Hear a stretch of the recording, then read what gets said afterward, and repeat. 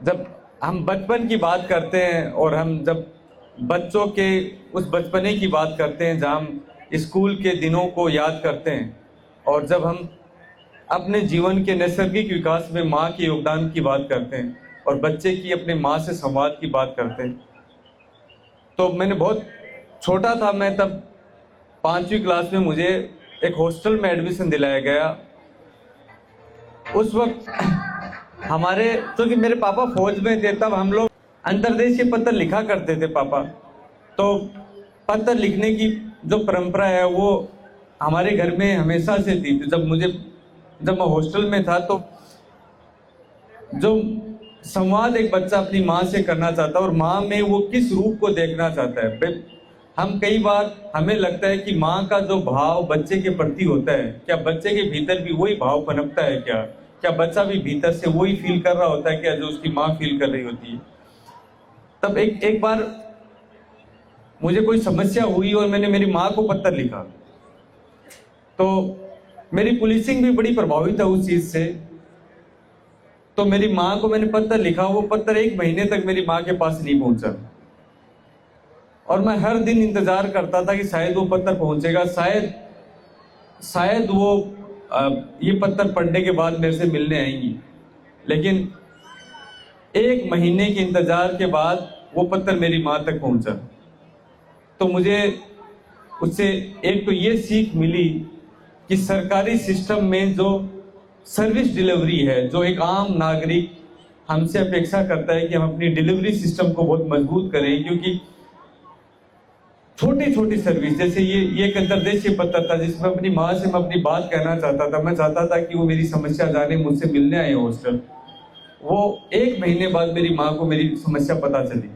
तो कितना बड़े बड़े डिसीजंस में तो पता नहीं कितनी देरी होने के बाद भी कितना जनता को फर्क पड़ता होगा।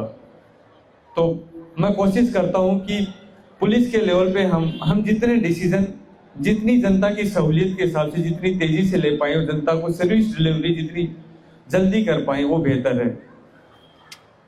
उसी क्रम में जब मैं हॉस्टल में था उसी वक्त मैंने बहुत कुछ लिखा उस 1 महीने में। जब फिर बड़ा हुआ तो उनको कविता के रूप में ढाला। वही कविता मैं आपके सामने पहली बार मैं इस कविता का सार्वजनिक मंच पर पठन कर रहा हूँ कि वो कविता का विषय था कि माँ क्या मेरी याद सताती है तुमको। वो बच्चा है जो अपनी माँ से सवाल करता है, उसको लगता है कि क्या मैं ही ये हॉस्टल लाइफ में रो रहा हूँ, क्या मेरी माँ भी रोती होगी क्या। तो पूछता है कि माँ क्या मेरी याद सताती है तुमको। होता क्या है कि वो बच्चा सोचता है कि माँ जब मेरे घर के पड़ोस में किसी बच्चे को देखती होगी तो क्या वो उस बच्चे में मुझे फील करती है क्या, उस बच्चे में क्या मैं दिखाई पड़ता हूँ क्या मेरी माँ को। तो वो बच्चा अपनी माँ से सवाल करता है कि जब तुम किसी मासूम के मिट्टी से लिपटे बदन को देखती हो, जब तुम किसी मासूम के मिट्टी से लिपटे बदन को देखती हो तो क्या तुम ठहर जाती हो, उसके माथे पर लगी चोट देखकर क्या तुम सर पर दौड़ पड़ती हो, और फिर मुझे ना पाकर क्या तुम सहम जाती हो।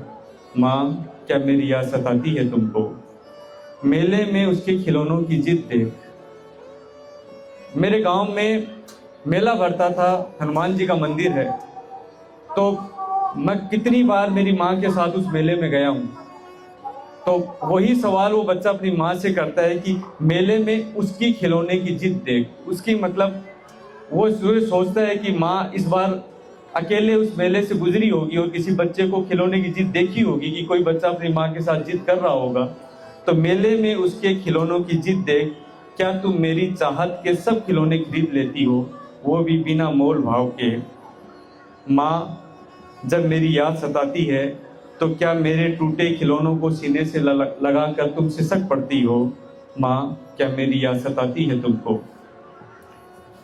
हम जब बचपन में जिन स्कूलों में पढ़ा करते थे तब स्कूल में हर पीरियड के बाद में एक घंटी की आवाज़ सुनाई देती थी, और जब स्कूल का पूरा दिन समाप्त हो जाता था फिर घंटी की आवाज़ सुनती थी।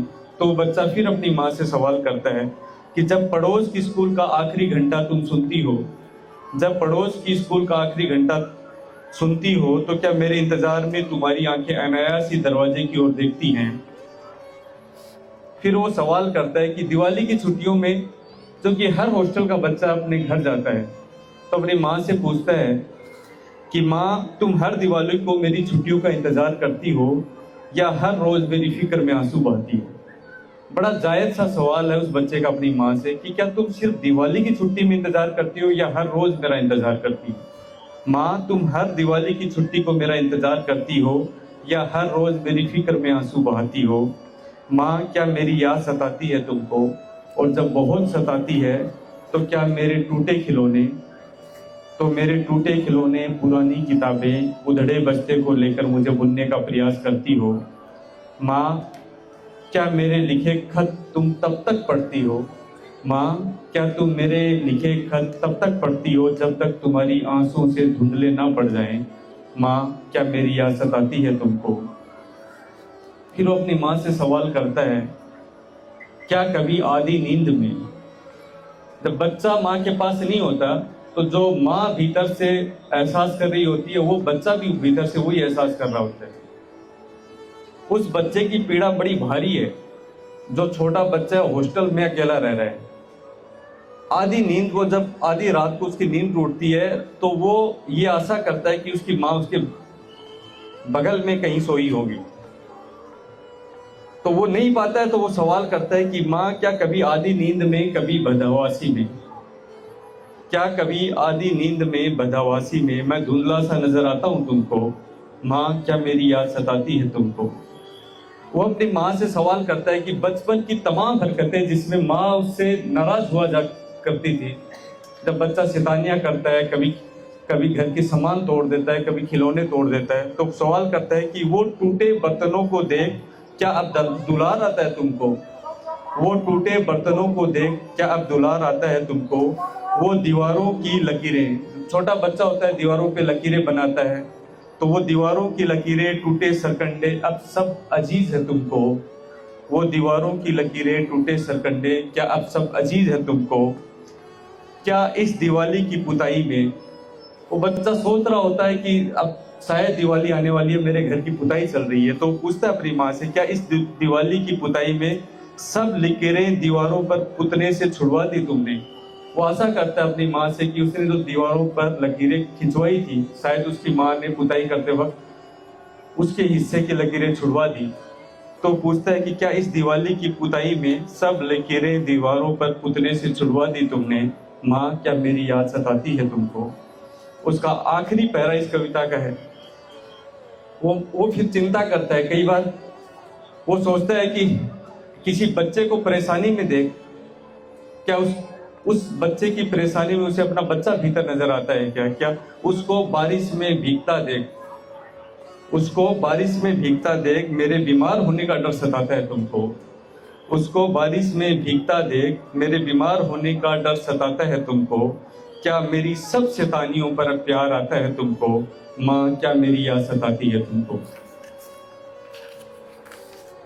ये एक छोटी सी कविता थी जो बचपन में मैंने तब इस कविता के भावों को लिखा जब मैं अपनी हॉस्टल लाइफ में था, और जब वो पत्र लिखा और मेरी माँ के पास बड़ी देरी से पहुंचा, और जब बहुत इंतजार के बाद में मुझे लगा उस भाव को कविता का रूप देना चाहिए, तो उसको उस कविता का रूप दिया। रूपनगर पब्लिक स्कूल के इस मंच पर आपसे सीधा जुड़कर, आपसे संवाद करके, आपके द्वारा जो मंच मिला उसके लिए मैं आपका तहे दिल से आभारी हूँ। और मैं साथ ही बाल दिवस में ये भी बताना चाहूँगा कि बाल दिवस ना केवल माँओं का दिन है, ना केवल पिताओं का दिन है, बल्कि बच्चों का भी दिन है। और हर माँ बाप को ये समझना चाहिए कि भीतर ही भीतर जो अपने वो बच्चे के लिए फील करते हैं, बच्चा हो सकता है इमोशनली बहुत एक्सप्रेस ना कर पाए, हो सकता है वो अपनी बातें ना बता पाए, लेकिन भीतर ही भीतर वो अपनी माँ, अपने परिवार के लिए वही दर्द, वही प्यार, वही मोह वो फील कर रहा होता है। हर बच्चे के बचपन को हम कितना खूबसूरत बना सकते हैं। जीवन में सबसे खूबसूरत मुझे लगता है तो वो बचपन है। तो ये माँ बाप की भी बड़ी जिम्मेदारी है कि उसके बचपन को बड़ा सहेज कर रखा जाए। तो ये बाल मेला मंथन में जो आपने शुरुआत की मैम, ये एक बड़ा पवित्र शुरुआत, और मुझे लगता है बच्चों के बचपन से महत्वपूर्ण कुछ है नहीं, और उनके हम इसी तरह बचपन को एंजॉय करते रहे, उसको सेलिब्रेट करते रहे। इसी भावना के साथ मैं अपनी बात को समाप्त करता हूँ। जय हिंद, जय भारत।